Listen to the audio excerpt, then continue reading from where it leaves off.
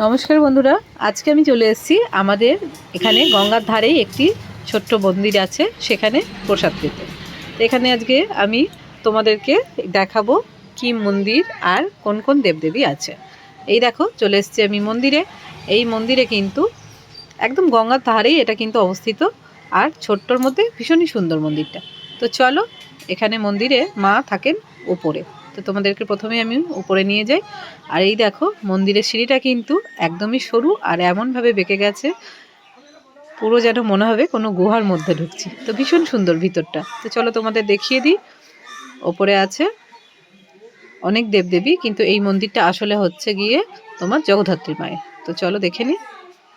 এই দেখো, এখানে দেখো বিভিন্ন দেবদেবী নিচেতে রয়েছেন, আর তাদের ওপরে রয়েছেন মা জগদ্ধাত্রী।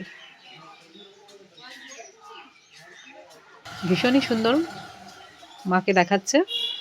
তো চলো, এবার আমরা প্রসাদ পাবো। তো সেই জন্য নিচে বসে পড়েছি সবাই চেয়ার টেবিলে। তো প্রথমেই দিয়ে দিচ্ছে খিচুড়ি। খিচুড়িটা কিন্তু অসাধারণ হয়েছিল খেতে।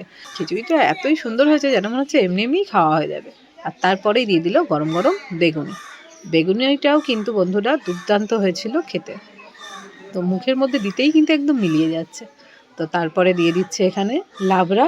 লাবড়াটাও দুর্দান্ত হয়েছিল রান্নার। কেন জানি না বন্ধুরা, সব প্রসাদেই কিন্তু খুবই সুন্দর লাগে খেতে। আর তারপর দিয়ে দিল খেজুর আমসত্ব চাটনি, পায়েস আর সম্পাপড়ি।